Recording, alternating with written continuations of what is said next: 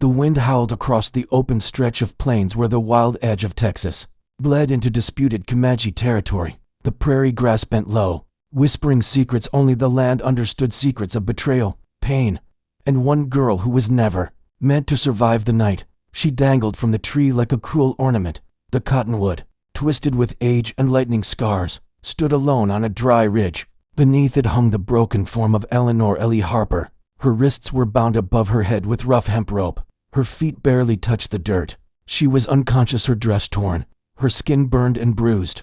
On her right shoulder, still raw and red, the word thief had been branded in blistered flesh. A crude wooden sign had been staked in the ground beneath her. Indian land, she belongs to you now. The sun dipped lower, staining the sky in shades of fire and blood. Vultures circled above, their black wings stretched wide in anticipation. Not far off, coyotes skulked just out of sight, drawn by the smell of pain and helplessness. But Ellie was not dead yet. Her chest rose and fell in shallow breaths. Her lips were cracked and dry. She hadn't had water in more than a day. Flies buzzed around the open burn on her shoulder. Her fair skin, once soft and pale, was now caked with dust and blood. The men who'd left her here thought death would come swift, a warning. They called it justice. They claimed, but it was neither. It was a message delivered not to her, but to the Comanche people, as if to say, we don't want her, take her or bury her. And yet, someone had been watching. From the cover of mesquite and yucca, a lone figure crouched, his face painted in muted earthen tones, his chest bare beneath a fringed leather vest. His dark eyes, sharp and still as a hawk's, watched the girl sway in the late wind. He'd seen the riders hours ago, 4 men on horses, carrying something limp and pale like a sack of wheat. He hadn't known what, or who, until now. His name was Dakota, which meant friend to everyone in the tongue of his people, but he hadn't felt like anyone's friend in years. Estranged from his tribe, unwanted in the white towns, he roamed alone. He trusted few and spoke even less. But this act of cruelty woke something buried deep within him. He stepped from the brush. His moccasins made no sound on the dry dirt. He moved with the careful grace of a hunter, though his hands were empty. He studied her, took in the bruises, the brand, the sign. This was not war. This was cowardice. She moaned softly, barely. Her eyelids fluttered open, cracked and red-rimmed. For a brief second, Ellie saw a tall figure standing beneath her, his skin copper, his hair long and braided. She tried to cry out, but her throat was too dry. She barely formed a sound. Dakota pulled a small knife from his belt with one swift motion. He slashed the rope holding her wrists. Ellie dropped. She crumpled into his arms like a rag doll, her body limp, too weak to stand. For a second, her eyes met his, wild and frightened, and then they rolled back as darkness claimed her again. Dakota looked down at the girl in his arms. She was light, barely more than bones under a torn dress. Her heartbeat thudded faintly against his chest. He glanced at the branded word again. THIEF. No trial, no justice, only pain. With a grunt, he shifted her in his arms and began to walk away from the tree, away from the sign, away from the cowardice of men who called themselves law. He had no plan, no destination, only a fire in his gut that refused to leave. Her behind, somewhere, deep in the dusk-lit wilderness, a hawk screamed overhead. Night was coming, and with it, the first flicker of fate to broken souls crossing paths under a hanging tree. The fire crackled low inside the mouth of the cave, tucked into a sandstone bluff that overlooked the empty scrubland. A sliver of moonlight filtered through the jagged rocks, casting pale shadows across the walls. The girl lay wrapped in a worn buffalo hide, her breath still shallow, her skin fevered from the branding and exposure. Dakota crouched beside her, his movements deliberate and silent. He dipped a cloth into a bowl of warm water, then gently pressed it to the raw wound on her shoulder. She flinched even in her unconscious state. The burn was deep, cruelly made, likely done with a heated iron pulled straight from a blacksmith's forge. Dakota had seen war wounds, but this was not battle, it was vengeance without courage. He didn't speak, not yet. Words were dangerous things between strangers, especially a Comanche warrior and a white woman on disputed land. Instead, he worked methodically. He cleaned her wound with water mixed with crushed yucca root. Then, from a pouch tied to his belt, he pulled powdered bark and red clay, mixing them into a thick paste and pressing it gently over the brand. The poultice would draw out the infection if her body had any strength left to fight. She stirred. Dakota's hand froze. Ellie blinked, her cracked lips parting slightly. Her vision blurred and doubled, but the faint orange glow of fire anchored Her. Then his face. The man wasn't like anyone she'd seen. He was young, perhaps in his late 20s, though his eyes looked much older. Dark hair framed a strong jaw, and his face was painted in muted ochres and ash. He wore a necklace of bone and turquoise. His chest was marked with faint scars, old battles. Not fresh. His expression was unreadable. She panicked. Ellie tried to sit up, but her body betrayed her. Pain sliced through her shoulder, and she let out a soft whimper before collapsing back down. "Don't hurt me," she rasped. The words barely audible. Dakota didn't respond. He poured a few drops of water from a carved horn into a wooden bowl and held it near her mouth. She hesitated, her eyes locked on his. "Poison," she whispered weakly. He blinked, then held the bowl to his lips and drank first. Ellie stared, then trust flickering like a match drank from the same bowl.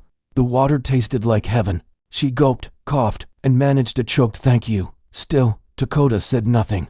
She tried to speak again, but her throat burned, her voice cracked. "Where am I?" He didn't answer in words. Instead, he stood and walked to the cave's entrance. With a small hand gesture, he pointed out beyond the bluffs to the open plains below. She saw nothing but dust and sky. Ellie frowned, realizing she wasn't in a town, not in any place she knew. And the man who had rescued her from the tree wasn't taking her to one either. Panic began to edge her again. You're Comanche?" she asked quietly, unsure. He turned back.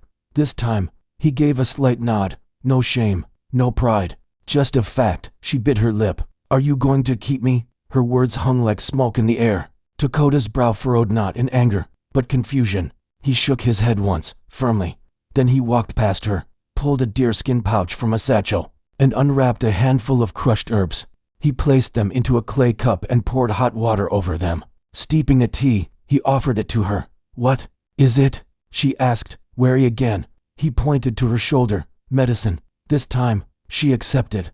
The bitter tea tasted like dirt and mint, but almost instantly, it dulled the throb in her shoulder and warmed her chest. Her body relaxed. "You saved me," she whispered, mostly to herself. He didn't react. He sat down near the fire, picking up a long piece of wood and tending to the flames. Ellie watched him in silence. He wasn't treating her like an enemy, but neither was he acting like a captor. He was simply there, calm, still, unafraid. She didn't understand him, but something in her gut told her not to be afraid. This man had carried her, treated her wounds, kept her alive. Her voice broke the silence once more. "My name is Ellie." Dakota turned his gaze to her, unmoving. Then, after a pause, he pressed a hand gently to his chest. "Dakota." His voice was low, deep, and rarely used, like an old drum that had forgotten the rhythm of speaking. But it wasn't unkind. Ellie smiled faintly. "Dakota," she repeated, the name foreign but soothing on her lips. He looked at her a long moment, then nodded once. And in that quiet cave, carved into the edge of no man's land, a fragile thread was tied between a girl the world had thrown away and a warrior who had long since stopped believing he had anything left to give. By the third night, Ellie could sit up. She wrapped the buffalo hide tight around her as the wind howled outside the cave's narrow entrance. Her shoulders still throbbed with every heartbeat, but the swelling had eased. The smell of burning sage lingered in the air. Dakota had boiled it earlier, muttering something under his breath, words that felt like prayers, even if she couldn't understand them. He moved like a shadow, quiet, controlled. Every step he took had purpose. He didn't speak much, and when he did, it was in one-word answers. But his actions spoke louder than any conversation ever could. That night, Ellie watched him build the fire. He knelt by the stone ring, feeding in thin branches and dried grass, shaping the flame with patience. His hands were rough, strong, but careful, as if fire itself might respect him. Sparks rose like stars before fading into the dark above. She couldn't help herself. "You always this quiet?" she asked. Dakota didn't look up. He placed another stick in the fire, then sat back on his heels and met her gaze. "I speak when needed," he said simply. His voice was low, calm, like a river moving slowly through deep forest. She wanted to hear more of it. Ellie smiled faintly. "Well, you've been a little busy saving me from buzzards and branding irons." A flicker of something passed through his expression. Maybe amusement, maybe something heavier. "They meant for you to die," he said. She nodded. "I know. They left you with a sign. Left you on our land." Ellie's throat tightened. "Because I worked for the wrong man and said no to him." Dakota didn't speak again. Instead, he handed her a cup of warm tea, the same bitter mixture he'd been giving her every night. She didn't ask what was in it anymore. It worked. Her pain faded and sleep came easier. That was enough. Still, she hesitated, staring into the fire. They think I stole from him, she said after a long silence, that I took silver from his strong box. But I didn't, I wouldn't. He wanted more than I was willing to give. Dakota watched her face, his dark eyes unreadable. Refusing a powerful man, he said, is more dangerous than stealing from him. She laughed bitterly. Ain't that the truth? She sipped the tea. Heat bloomed through her ribs. Her gaze drifted to the edge of the firelight, where his horse rested, tied loosely to a bush. Its coat was speckled gray and brown. The animal trusted him the way Ellie was starting to, slowly, cautiously. You don't live with your people, she asked. Dakota poked the fire gently, sending orange sparks dancing upward. No. Why? He was silent for a long time. So long she thought he wouldn't answer. Then, quietly, my brother died in a raid. I did not take revenge. My people said I had no honor. I walked away. Ellie's eyes softened. She understood more than she thought she would. You didn't want more blood, she said. He looked up at her. Blood calls for more blood. I was tired, she nodded. So am I. They sat in silence for a while, the crackling fire their only companion. Ellie reached toward the warmth, letting the heat bathe her fingers. Her skin was dirty, her hair matted. She probably looked like a ghost. But for the first time in days, she didn't feel like she was dying. You should leave me somewhere, she whispered. Someplace safe, maybe a town. Someone will take me in. No, Dakota said simply. She blinked. Why not? Because they'll do it again. If not them, someone else. His words were a heavy truth. Ellie had no home to return to, no family waiting, no land or money. All she had was her name. Man, the brand scorched into her flesh. She looked at him, really looked. He was alone, like her. A man cast out by his tribe, a woman thrown away by hers. And yet here they were, two outcasts beside a fire, saying more in silence than most said in words. I'm not afraid of you, she said softly. Dakota nodded once. You shouldn't be. A silence settled again, not cold, not awkward, just quiet. Then he did something unexpected. He pulled a strip of dried meat from a pouch at his side and handed it to her. Ellie hesitated, then took it. Her stomach growled, softly in gratitude. Thank you, she whispered. Dakota looked into the flames. Tomorrow, I teach you to walk the land. She furrowed her brow. What do you mean? You learn to move without being seen, to find water, food, shelter. You must not depend on others. She stared at him, unsure if he was offering survival or training her for life alone. Still, her voice was steady when she replied. Okay, he nodded again. Outside, coyotes howled across the plain. But inside the cave, the fire burned steady. And for the first time in days, Ellie didn't feel like prey. She felt a human again. And though she didn't know it yet, this silent warrior beside her was slowly becoming more than a rescuer. He was becoming the only man she trusted. The fourth morning dawned gray and windless, the sky blanketed by low-hanging clouds that pressed against the earth like a warning. The prairie held its breath. Ellie stood outside the cave for the first time, wrapped in a wool blanket that smelled faintly of horse and sage. Her feet were bare, but the sun-warmed rock beneath them gave some comfort. Each step hurt her muscles weak, her skin still healing, but it felt good to be upright, alive. Dakota was already awake, crouched near the edge of the ridge. He was watching the open land below, scanning the horizon like a man who never stopped, listening to the wind. She approached slowly. See anything? She asked. He didn't look back. Smoke, North Ridge, for miles. Could be a ranch fire, she offered hopefully. He shook his head. Too low, too controlled. Riders may be tracking. She swallowed hard. Me, maybe both. She didn't ask who both meant. She already knew. The men who'd left her strung up like an animal weren't likely to forget her face, especially if they learned she was still breathing. And for a Comanche to have rescued her, that would only make things worse. She dropped beside him, watching the emptiness stretch endlessly outward. You don't have to keep helping me. I know. Then why are you? Dakota didn't speak at first. Then he said simply, you did not deserve what was done. Her heart twisted. No, but that don't seem to matter much anymore. A gust of wind tugged her hair across her cheek. She stared out at the plains, then whispered, I should tell you what happened, all of it. Dakota said nothing, but the silence was an invitation. Ellie pulled the blanket tighter. Her voice shook a little as she spoke. I worked for a rancher near San Marcos. Big spread. Name was Barrow. James Barrow. Rich, nasty man.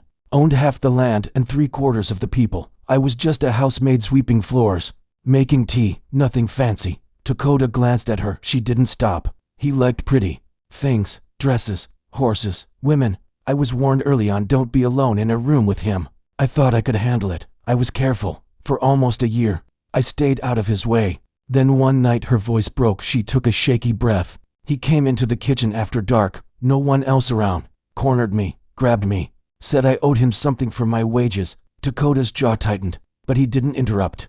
I scratched his face, kicked him, spit in his eye. She gave a hollow laugh. Next morning, his wife finds a few coins missing from the pantry. Suddenly, I'm a thief. No trial, no sheriff, just a group of ranch hands who tied me up, branded me like cattle, and dumped me at the edge of Comanche land. Dakota looked away, his fists clenched loosely at his sides. I screamed for help.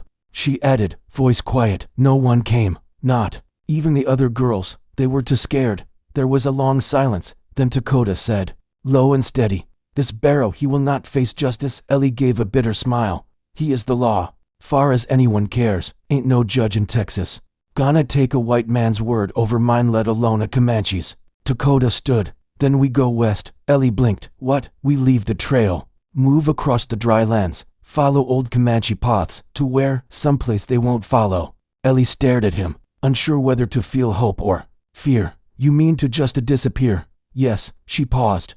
And what happens when we get there? Dakota turned to her. You live free. No one owns you. Her lips parted in surprise. Not because it was romantic, because it was true. No man had ever spoken to her that way. Not her employers, not the men in town, not even the preacher, who told her to be grateful for work and quiet in her spirit. You really think there's a place out there for people like us? She whispered. I know there is, he said. And for the first time since waking up tied to that cursed tree, Ellie believed it might be true. That night, she helped him build the fire. She watched his hands, how he placed each stick with care, how he created a nest of kindling, how he waited until the flame was steady before adding more. Fire was survival. It was light, warmth, protection, but it was also healing. They sat together, knees nearly touching. Ellie looked at her wrapped shoulder and the red welt beneath. I'll carry that mark for the rest of my life. Dakota shook his head. Not forever. It's burned in. He leaned toward her, not touching, but close. The skin heals.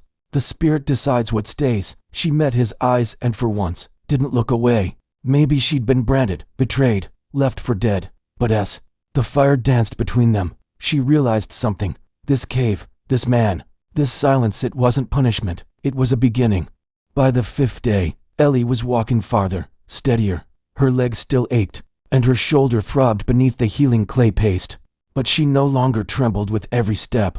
Strength was coming back slow, but sure, and Dakota was always near. That morning, as the sun crept over the bluff, painting the rock with streaks of orange and gold, he handed her a sharpened stick and motioned toward the open field. What's this? She asked, eyeing the crude weapon. He tapped it. Dig. For what? Buried treasure. He smiled, just barely. Roots. Ellie frowned but followed. Her blanket now a shawl, her dirt-smeared dress tied at the waist with a strip of leather. She looked a far cry from the soft girl who had once served tea to ranch wives and whispered yes ma'am in the kitchens of Barrow's estate. Now she looked like someone half wild, half born again.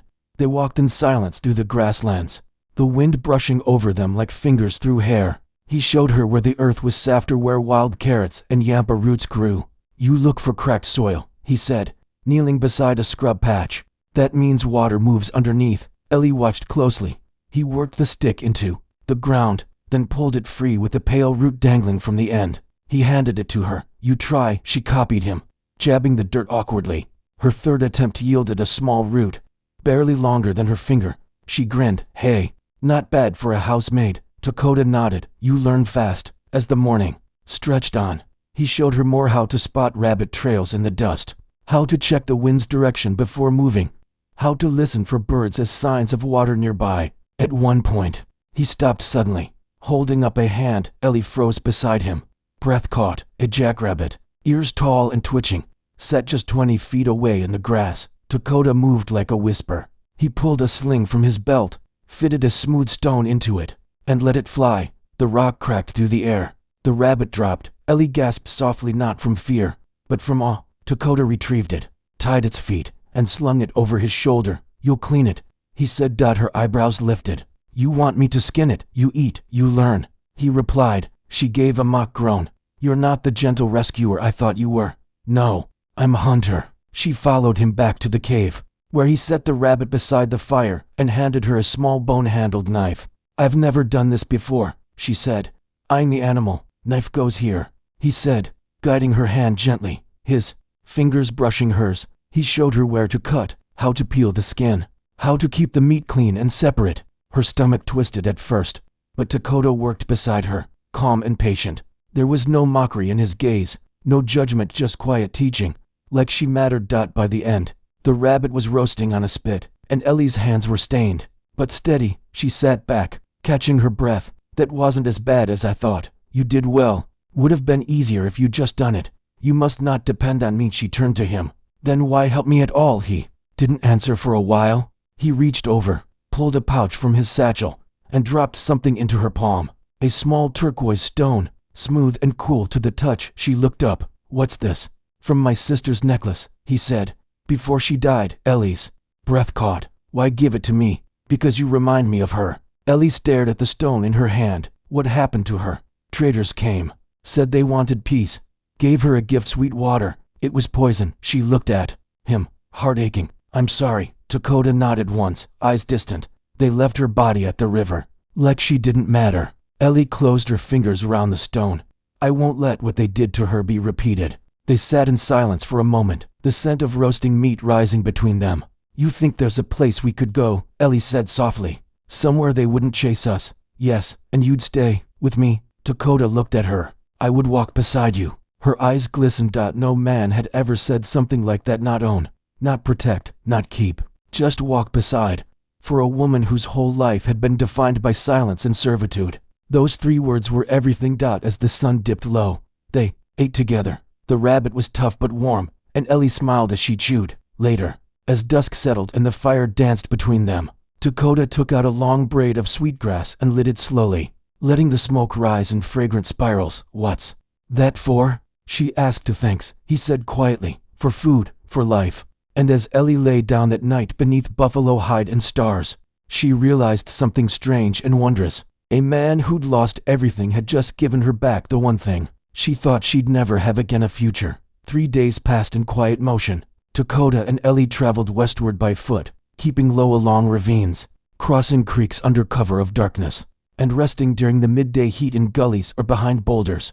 The land was growing drier now, more rocks, fewer trees, the grass thinned, the wind turned harsher. Ellie had stopped flinching at every sound. Her steps were stronger. She carried a bundle of dried roots slung over her shoulder, and Dakota had taught her how to hold a knife without slicing her palm open. But the quiet couldn't last forever. That night, they made camp beside a rocky ridge where mesquite trees clung to dry soil. Dakota had built the fire low, nearly smokeless. Still, he watched the horizon with a frown. Something wrong? Ellie asked, kneeling beside him as he sharpened his knife on a flat stone. He didn't answer immediately. Then, there were tracks near the stream. She froze. Horse tracks, yes, fresh, for riders, moving slow, tracking. Ellie swallowed. You think they're looking for me? Dakota gave a single nod. She closed her eyes for a moment. James Barrow must have found out I'm still alive, or someone saw the tree, saw it was empty. Do you think they know I'm with you? They'll assume. She opened her mouth to say something but closed it again. Her heart was pounding now. She looked at him, calm and unmoving, and felt suddenly terrified, not just of being caught, but of what would happen if she were caught. You think they'll try to take me alive? Dakota met her eyes. No, that one word told her everything. These weren't men sent to reclaim a servant. These were men sent to erase a loose end. And if they caught Dakota, a Comanche warrior with a white woman on his trail, it would be the noose, or worse. She stared into the fire, then whispered, what do? We stay off the ridge, move at night, leave no sign. You think we can outrun them? No, he said quietly, but we can outsmart them. The next 2 nights were restless. They traveled in silence. The only sounds the crunch of gravel beneath their feet and the distant cry of coyotes. Ellie was exhausted but alert, eyes wide, muscles tense, adrenaline pushing her forward. Dakota guided her with hand signals and gestures, communicating more with looks than words. He was patient, but precise. He expected her to keep up. On the 3rd night, a storm rolled in from the west. Lightning flashed in the far distance, carving jagged scars into the sky. Thunder grumbled over the horizon. They found shelter beneath an overhang near an old cedar tree. Dakota gathered rocks to shield the fire from the rain, while Ellie collapsed, clutching her knees to her chest. "Do you think they're close?" she asked. Dakota didn't respond at first. Then, "Too close." She looked up. "What happens if they catch us, Dakota?" His voice was quiet. "I fight. You run." "No." "Yes." She shook her head hard. "I'm not running and leaving you behind. You saved my life. You taught me how to survive. I won't let you die for me." He turned to her, jaw tight. "If you stay, we both die. And if I run, they'll catch me anyway.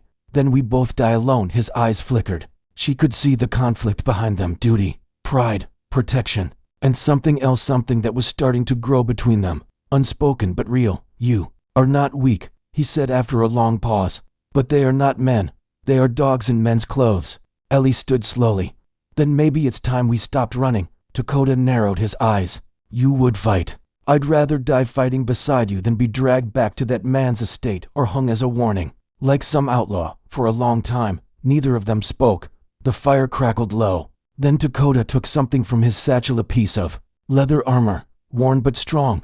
He handed it to her. "Put this over your shoulder. It will protect the burn."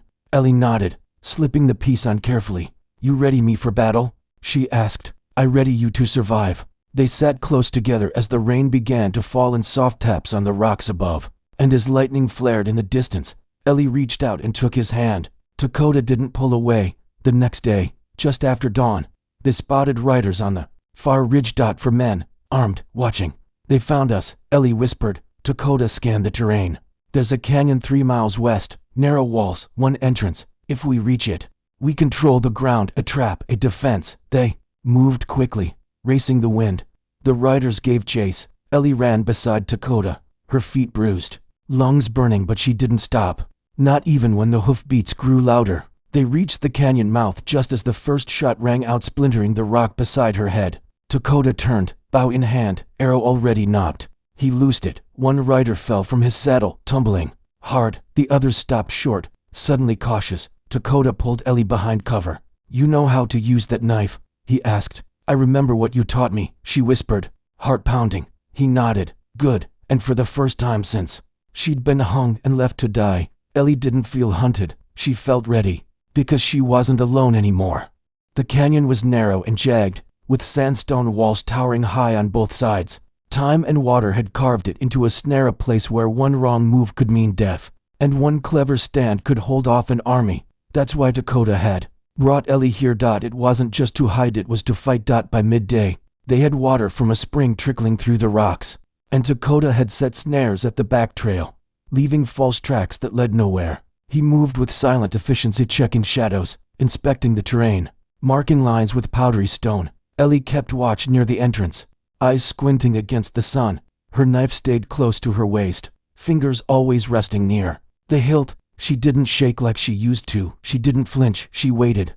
They came as dusk bled into the sky. 3 riders now. The 4th had fallen by Dakota's arrow, but the others had regrouped, hardened men, ranch guns hired by Barrow, or worse, friends of his, wealthy enough to do dirty work themselves. They didn't call out, didn't negotiate. They knew who they were hunting. They rode to the canyon's mouth, then halted. One of them raised a hand. "That you in there, girl?" a rough voice called out. "You come quiet. You won't suffer long." Ellie's heart thundered in her chest. Dakota crouched beside her behind a slab of rock, his bow already drawn. He whispered, "Do not move. Do not speak. Let them come." The riders dismounted. One lit a torch, casting flickering shadows across the rock walls. The light made the canyon glow like fire. The horses stayed behind as the men advanced, rifles drawn, boots crunching. Closer. Closer. Takoda let the first arrow fly. It pierced the lead man in the thigh. He screamed and fell, dropping his torch. Flames sputtered as it rolled into the dirt. The second man fired into the shadows, wild and angry. The shot echoed through the canyon, but hit nothing. Dakota ducked low and motioned to Ellie, "Move back, deeper into the canyon." She obeyed, crouching and running along the slick stone, heart hammering, knees skimming the dirt. Then something stopped them. Voices. Not English. Comanche. Takoda halted, his body tensing like a bowstring. From the ridge above, 5 riders emerged, dark silhouettes against the setting sun. No torches, no sound but the wind and hoofbeats. Their paint was different symbols drawn in blue and red, faces like masks. Dakota stood slowly. Ellie crouched behind him. "Friends," she whispered. He didn't answer. A single rider descended into the canyon tall, proud, war spear in hand. He removed his bone-handled knife and planted it in the dirt before Dakota.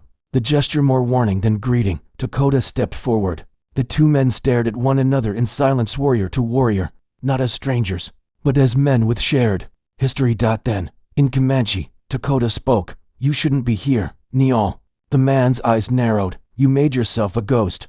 But ghosts still cast shadows." Word travels.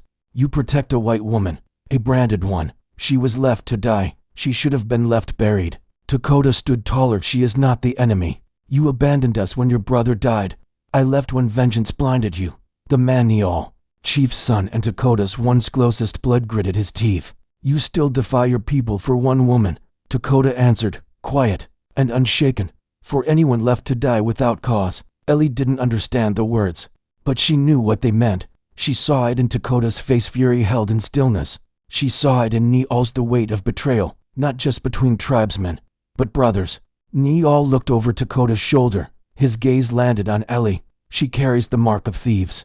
She carries the mark of men too cowardly to face her." Neal spat into the dirt. "You would choose her over your people. I choose the right path, not the familiar one." A tense silence followed. The canyon walls held their breath.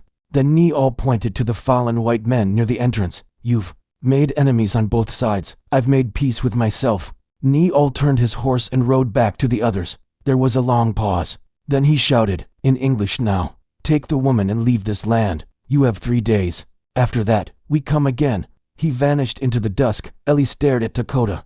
"What did he say?" "That we have 3 days. To do what?" "To disappear." She exhaled, trembling. "Why didn't they kill us?" Dakota watched the ridge. "Because they remember, even the angry ones." "Remember what?" "That I once fought beside them. That I gave my brother's name to the spirits, without asking for blood." He turned to her. "That honor is not always vengeance."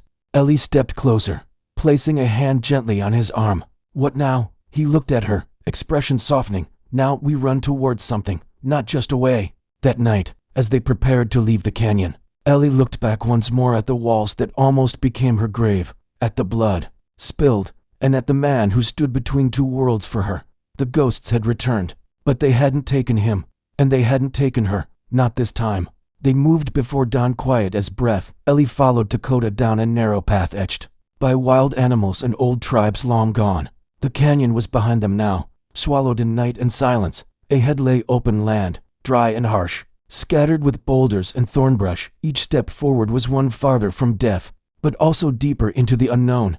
"Where are we going?" Ellie asked, her voice hoarse from the dry wind. Dakota glanced back, his dark eyes steady. "Firewater Creek." She'd never heard of it. "Is there a town?" "No town," he said. "An old trading place, deserted now. My people once met there when we still had peace with settlers." "You think we'll find safety?" "Maybe," he said. "But more than that, we'll find a crossing." Ellie didn't ask what he meant by that. She trusted him now, without question. In the days since he cut her down from the hanging tree, he had become more than her rescuer. He was her anchor in a world that had tried to tear her apart. They walked through the heat of morning, through wind and dust. Dakota moved like a ghost, always aware, always listening. When they spotted hawks circling above, he shifted their course. When Ellie's legs began to weaken, he handed her wild yampa root to chew for energy. By midday, the land began to change. The soil grew darker, the trees thicker. They reached a rise, and below it, a winding river shimmered like glass clear, wide and fast-moving. On the far side, sandstone cliffs rose like sentries guarding the path west. "That's Firewater?" Ellie asked. Dakota nodded. "We crossed there.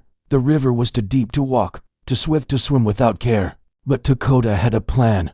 They moved down to the bank, and he began gathering driftwood and vines. Ellie watched him work, sweat beading on his brow as he tied the makeshift raft together. She joined in, hands raw, arms sore, but she didn't complain. Every task he gave her reminded her she wasn't a burden. She was a partner. As the sun lowered, casting gold over the creek, Dakota tied the last knot and stepped back. "It will hold," he said. They pushed the raft into the water, and Ellie climbed on first. It wobbled under her weight but held. Dakota handed her a long branch to use for balance. "Don't fight the river," he warned. "Let it guide you." then push when it calms. She nodded. Then he pushed off, jumping aboard at the last moment. The water gripped them instantly fast, cold, alive. The raft jerked downstream, spinning slightly. Ellie gasped and crouched low, holding tight. Just ride it, Dakota called over the rush. Trust it. For a moment, she feared they'd tip.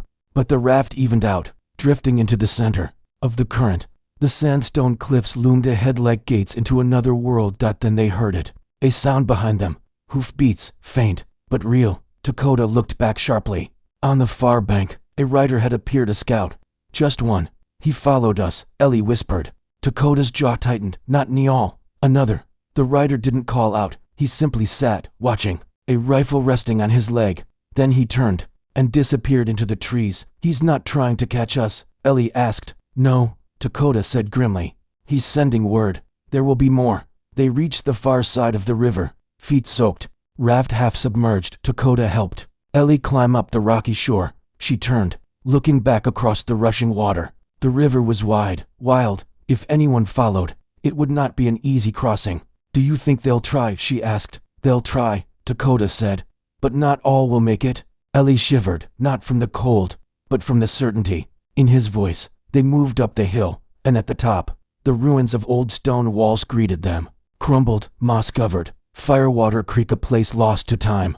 Dakota found what was once a storehouse. Its roof half collapsed. It would serve as shelter for the night. Inside, Ellie sat beside him as he lit a small fire with dried grass and broken timbers. Sparks flared, smoke curling upward through a crack in the roof. She stared into the flame, then spoke. I keep thinking I'll wake up under that tree, that this safety is just a dream. Dakota stirred the fire. It's real. And tomorrow, she asked, what happens when more riders come? He looked at her, steady and calm. Then we fight, or we run farther, together. Her throat tightened. You keep saying we. I will not leave you, he said simply. Even if the land burns. She reached out and touched his hand. He didn't pull away. Dakota, she whispered, you saved me once, but somewhere between that tree and this river, you became more than my rescuer. He met her gaze. And you reminded me I'm still a man, not a ghost. They didn't kiss, not yet, but the air between them pulsed with something fragile and powerful. Outside, the river roared on, uncaring of men, of vengeance, of old names carved in stone. But inside that broken shelter, to people who had every reason to give up, held on, because, after all they'd lost, they'd finally found something worth crossing for. The next morning, smoke rose behind them.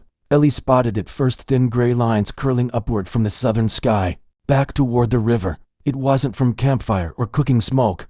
This was thicker, blacker, purposeful. Dakota didn't speak when he saw it.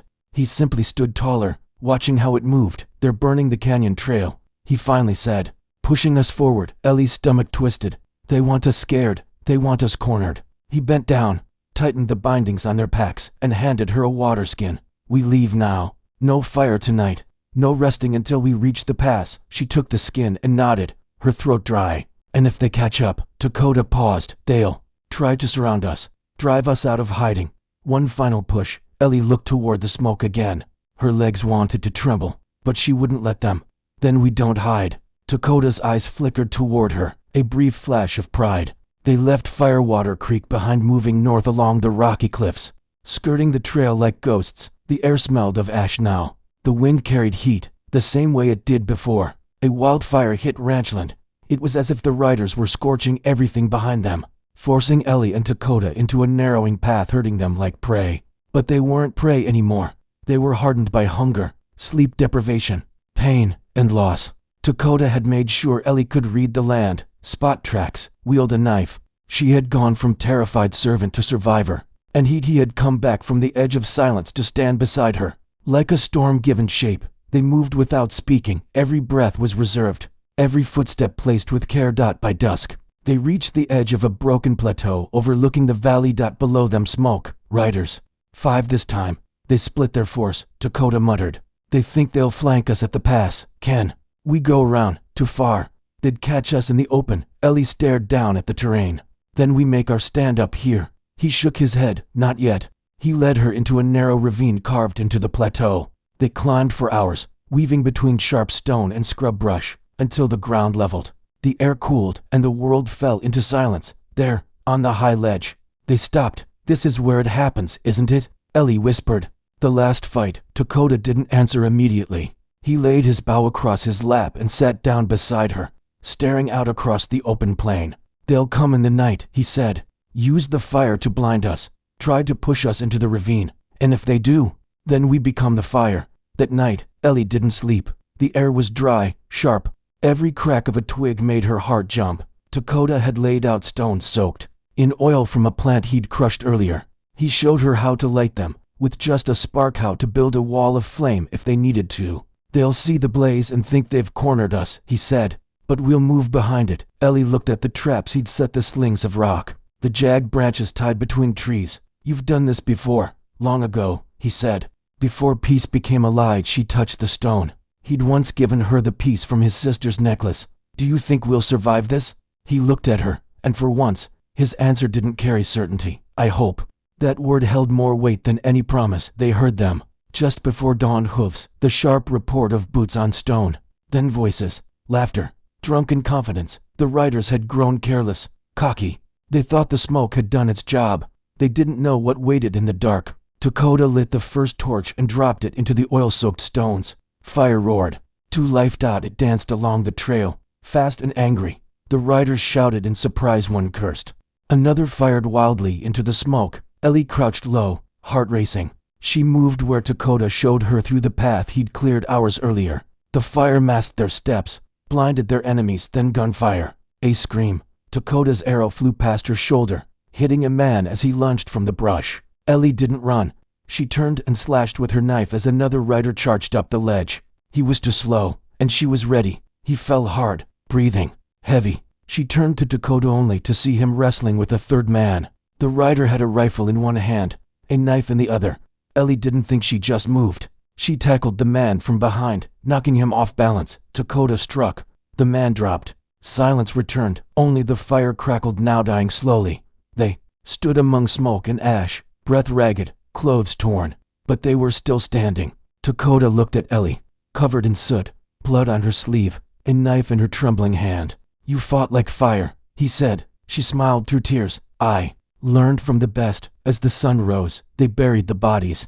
Not for the men who had hunted them, but for themselves, so that their journey wouldn't end with death and bitterness. Dakota marked the graves with stones. When they were done, Ellie looked west. What now? She asked. He stepped beside her. There's a village across the pass. Traders, exiles. No law but survival. We can start again. She looked at him, his calm face, his scarred hands, his steady eyes. With you. He nodded. If you'll walk beside me. She took his hand. I already have. The trail westward was thinner, now less traveled, less marked by wagon ruts or horse tracks. The land was tougher too, scarred by wind and stone, yet wild with a strange kind of freedom. With every step, Ellie felt the weight of the past slipping off her shoulders like dust caught in a breeze. Beside her, Dakota moved with calm purpose.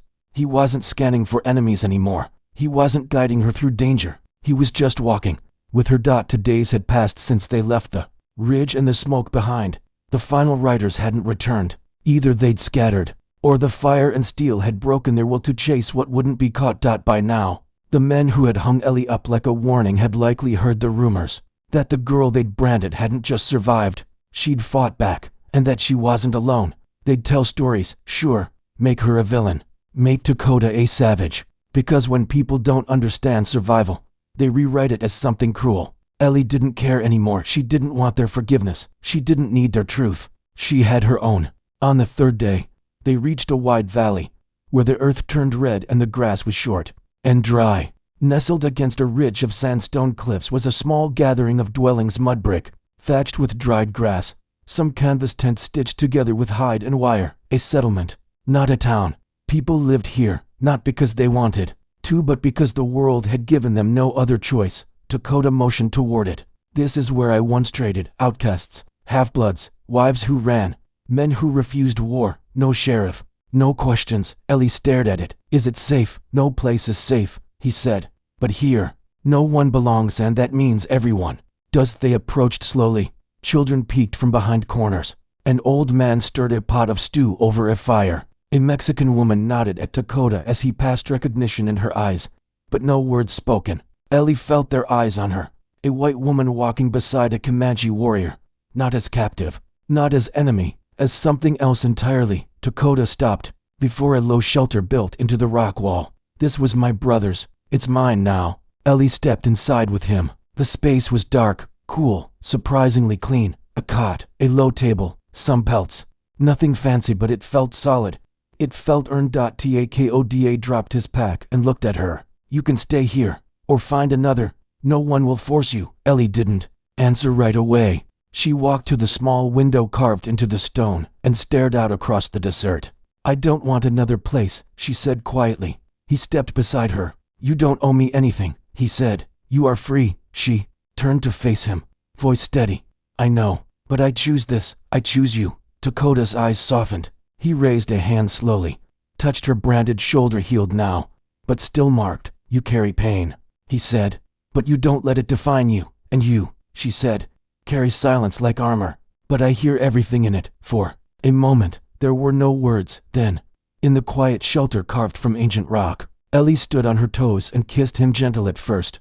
Then, with everything she had left, her pain, her fire, her choice, he kissed her back, and the trail behind them of blood, smoke, and betrayal was finally behind them for good. In the months that followed, Ellie learned the rhythms of the settlement. She cooked over fires, learned to barter with traders, helped a widow deliver her child, and stitched clothes for those who had nothing. The scar on her shoulder faded, and people stopped asking about it. Here, scars were just part of life. Dakota hunted with the men when needed, but more often, he taught boys how to track, taught women how to defend themselves. He laughed, again rarely, but truthfully. One evening, Ellie found him seated on the ridge, watching the sun disappear behind the distant hills. She sat beside him.